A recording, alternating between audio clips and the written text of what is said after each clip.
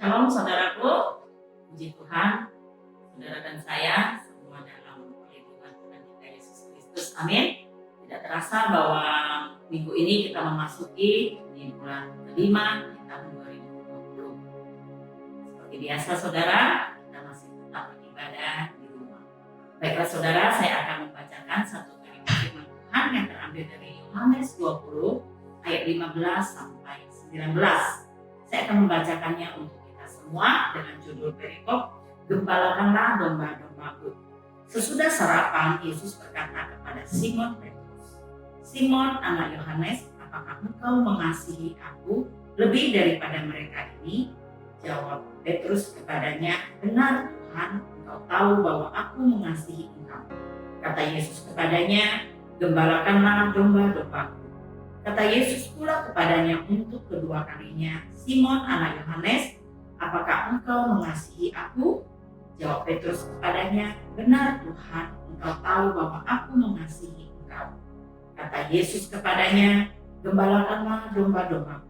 Ayat 17, kata Yesus kepadanya untuk ketiga kalinya, Simon anak Yohanes, apakah engkau mengasihi aku? Maka sedih hati Petrus karena Yesus berkata untuk ketiga kalinya, apakah engkau mengasihi aku? Dan ia berkata kepadanya, Tuhan, engkau tahu segala sesuatu, engkau tahu bahwa aku mengasihi engkau. Kata Yesus kepadanya, gembalakanlah domba-dombaku. Aku berkata kepadamu, sesungguhnya ketika engkau masih muda, engkau mengikat pinggangmu sendiri dan engkau berjalan ke sana saja, kemana saja kau kehendaki.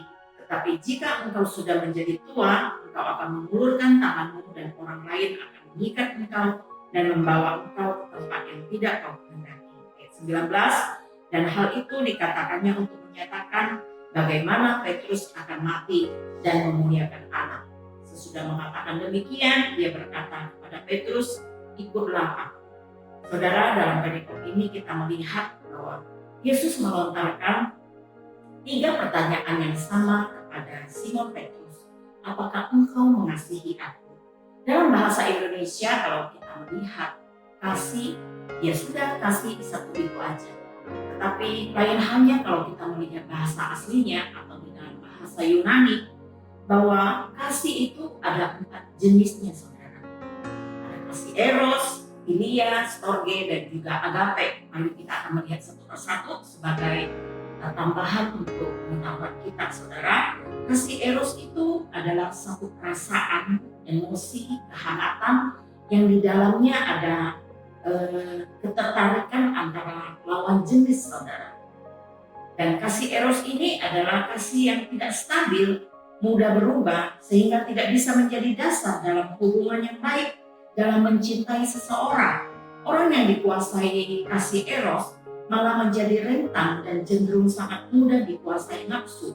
Hanya dengan kasih Allah, setiap orang bisa mengontrol kasih eros di dalam dirinya.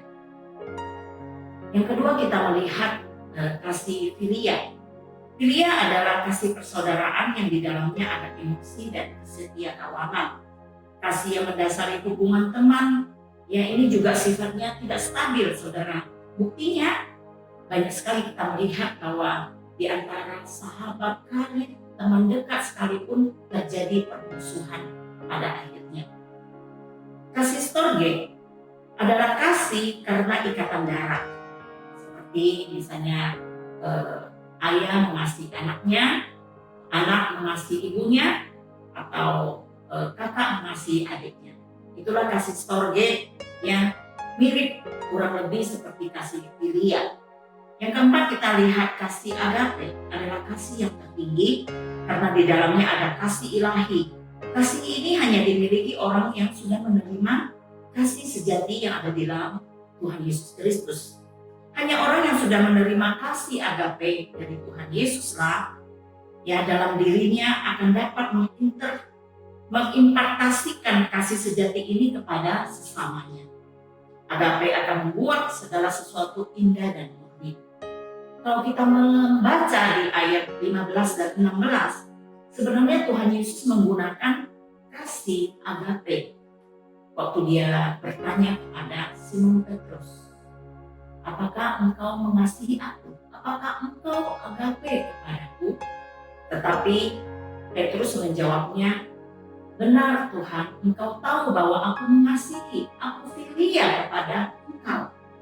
Tuhan bertanya, agape, tapi dijawab oleh Petrus, filia, saudara. Baru pada ayat ke-17, Yesus mengajukan pertanyaan yang ketiga, apakah engkau mengasihi aku, dengan menggunakan kata filia.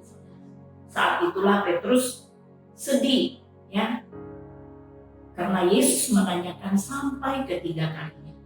Saudara lihat bahwa Petrus ya tidak sanggup mengasihi dengan kasih agape. Itu yang dia bawa akan dirinya, bahwa dia hanya mampu mengasihi sampai kepada filia. Lalu apa yang bisa kita pelajari dari perikop firman Tuhan ini pada hari ini, saudara, adalah kita belajar menjadi murid. Ini yang menjadi tema renungan kita, belajar menjadi murid. Bagaimana kita belajar menjadi murid? Apa yang harus kita lakukan, saudara? Yang pertama adalah mengasihi Tuhan. Perikop ini mau menjelaskan bahwa ada terjadi rekonsiliasi antara Tuhan Yesus dan Petrus. Saudara masih ingat bahwa ketika Yesus ditangkap, ya, dan Petrus mengikuti dia dari jauh, dan orang-orang bertanya kepada Petrus, apakah engkau kenal ini Yesus yang ditangkap ini? Dia menyangkal tidak mengenal Tuhan Yesus. Dia bahkan menyangkal sampai 3 kali, saudara. Di sini terjadi rekonsiliasi, saudara. Tuhan Yesus ingin mengetahui bagaimana akan kasih Petrus kepada Tuhan Yesus.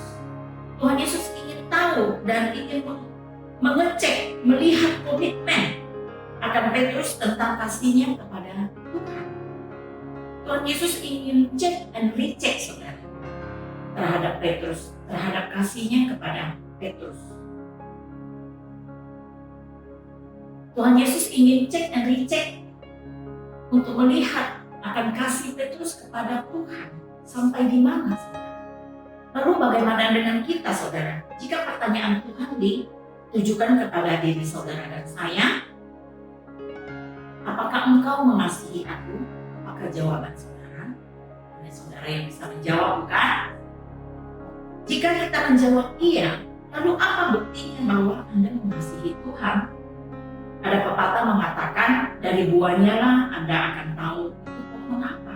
Benar sekali itu, saudara. Itu artinya jika kita sungguh-sungguh mengasihi Tuhan Yesus, maka dari buahnya lah akan tampak. Dapat dinikmati orang, menjadi buah yang manis dan berkualitas. Kemanapun kita pergi, saudara, banyak orang akan menyukai kita. Dimanapun kita hadir, banyak orang diberkati. Inilah yang Tuhan inginkan bagi kita orang percaya, bahwa kita harus mengasihi Tuhan dengan karakter seperti Tuhan Yesus, lemah lembut, penuh kasih, suka damai, memaafkan, perhatian, dan banyak hal baik lainnya yang berkenan kepada Tuhan. Saudara, poin kedua atau bagian kedua bagaimana kita belajar menjadi murid adalah kita menyadari bahwa diri kita adalah domba-dombanya Tuhan. Dari perikop yang kita baca, memang Yesus menyuruh Simon Petrus untuk menggembalakan domba-dombanya. Tetapi saya ingin menekankan pada kita semua, saudara, bahwa saudara dan saya adalah domba-dombanya Tuhan. Dan Yesus sendiri adalah gembala agung kita. Ada amin, saudara? Amin. Bagaimana karakteristik domba, saudara? Seringkali digambarkan kalau domba itu adalah binatang yang lemah dan membutuhkan gembala. Dia tidak bisa hidup sendiri tanpa gembala, saudara. Pada umumnya peternakan tradisional di Palestina itu cenderung tidak memisahkan antara domba dan kambing, ya. Jadi domba dan kambing itu bisa hidup bersama-sama dan digembalakan oleh seorang gembala. Jadi sangat mudah bagi gembala untuk melihat akan perbedaan antara domba atau kambing. Ada beberapa hal yang saya ingin mengajak saudara melihat karakteristik domba maupun kambing. Yang pertama, domba itu cenderung berwarna cerah dan kambing berwarna gelap. Domba pada umumnya berwarna putih keemasan, sedangkan kambing hitam dan coklat. Domba itu jinak, mendengarkan dan menuruti perintah gembalanya, sedangkan kambing cenderung membangkang, sulit diatur. Saudara, lihat saudara, menjadi domba harus menjadi domba yang selalu mendengar dan nurut akan perintah gembala, nurut akan Tuhan. Domba suka bergerombolan, ya berkawan, sedangkan kambing lebih suka menyendiri. Saudara, harus hidup berteman, saudara ya, menjadi teman yang enak ditemani oleh orang lain. Orang-orang yang berteman dengan kita merasa senang karena punya kawan seperti saudara dan saya. Amin. Yang berikutnya adalah domba merumput dengan teratur, tidak serabutan dan berpindah-pindah. Sedangkan kambing suka pindah sana, pindah sini dan cenderung sibuk tidak menentu. Saudara sendiri yang bisa menentukan nih, saya ini domba yang mana? Saya ini domba seperti apa? Ya, saya ini domba atau kambing? Saudara sendiri bisa menjawab. Mari kita melihat akan pengertian gembala. Menurut Alkitab, ya, Tuhan Yesus sendiri berkata bahwa akulah gembala yang baik. Di Yohanes 10, kalau saudara membandingkan di Yohanes 10 ayat 3-14, di situ bisa kita lihat beberapa ciri gembala yang baik. Ya, dia rela memberikan nyawanya bagi domba-dombanya, mengenal baik domba-dombanya, setia terhadap domba-dombanya, menjamin kebutuhan domba-dombanya, memberi makan domba, menuntun di jalan yang benar, memberikan kenyamanan dan perlindungan. Saudara, jika saudara dan saya adalah domba-dombanya Tuhan, dan Yesus sendiri adalah gembala agung kita, maka kita yang menjadi domba-dombanya pasti akan menjadi domba yang nurut, dengar-dengaran akan suara Tuhan sebagai gembala agung kita. Ya. Jika Tuhan Yesus menjadi gembala agung dalam hidup kita, saudara, maka Tuhan tidak akan membiarkan domba-dombanya tersesat dan terlantar di dunia ini. Ada amin, saudara? Yesus akan memberikan perlindungan dan berkat selagi kita hidup di dunia ini. Amin, saudara? Bagian yang ketiga, belajar menjadi murid adalah memuliakan Tuhan. Ayat ke-18 saya bacakan untuk kita. Aku berkata kepadamu, sesungguhnya ketika engkau masih muda, engkau mengikat pinggangmu sendiri dan engkau berjalan kemana saja kau kehendaki. Tetapi jika engkau sudah menjadi tua, engkau akan mengulurkan tanganmu dan orang lain akan mengikat engkau dan membawa engkau ke tempat yang tidak kau kehendaki. Ayat 19, dan hal itu dikatakannya untuk menyatakan bagaimana Petrus akan mati dan memuliakan Allah. Sudah mengatakan demikian, ia berkata kepada Petrus, ikutlah aku. Ini saudara, perkataan Tuhan sendiri kepada Petrus. Yesus sendiri sudah melihat bagaimana bahwa Petrus itu akan meninggal, mengakhiri hidupnya dengan memuliakan Tuhan. Semua jalan hidup manusia hanya Tuhan yang tahu. Itu benar, saudara. Bahkan ada yang mengatakan kalau seseorang itu mati mengganaskan, itu berarti dia dihukum Tuhan. Atau kalau ada orang mati karena sakit penyakit, itu berarti ditinggalkan Tuhan. Belum lagi orang yang meninggal karena terpapar dengan COVID-19, ya tidak ada yang ikut menguburkan dia, ya paling cuma 2 atau 3 orang di sana, saudara. Itu berarti dihukum Tuhan. Saya katakan itu tidak benar, saudara. Mengapa? Karena cara mati seseorang itu tidak mencerminkan iman orang tersebut.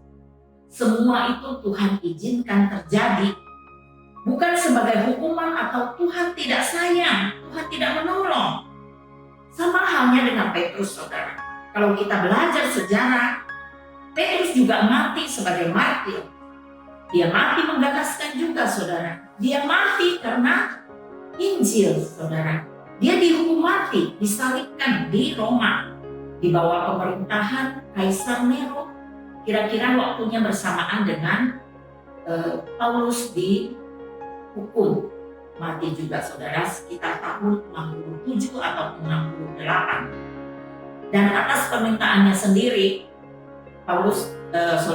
Petrus katakan bahwa dia meminta untuk disalibkan terbalik karena dia menilai dirinya tidak layak untuk disamakan dengan Tuhan, disalibkan seperti Tuhannya.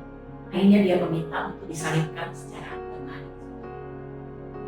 Saudara lihat bahwa bukan cara mati seseorang itu menentukan apakah dia memuliakan Tuhan atau tidak, saudara, melainkan bagaimana cara hidup orang itu, bagaimana dia hidup menjalani kehidupannya setiap hari. Apakah dia memuliakan Tuhan? Apakah dia hidup mengasihi Tuhan dan mencintai Tuhan dalam situasi apapun? Ini yang harus kita belajar, saudara. Kita harus belajar menjadi murid yang memuliakan Tuhan. Baik suka maupun duka, tetap kita memuji Tuhan. Baik senang ataupun susah, tetap puji Tuhan. Baik sehat ataupun sakit, tetap haleluya, puji Tuhan. Terus hidup memuliakan Tuhan sampai Tuhan menjemput kita, saudara. Amin, saudara.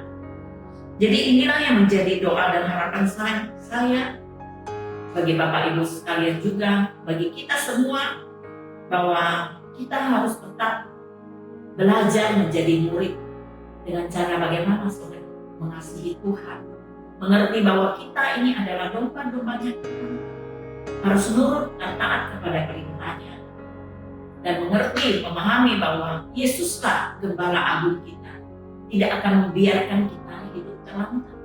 Dia akan memelihara, memberikan perlindungan, memberikan berkat, mencukupkan segala apa yang saudara dan saya butuhkan.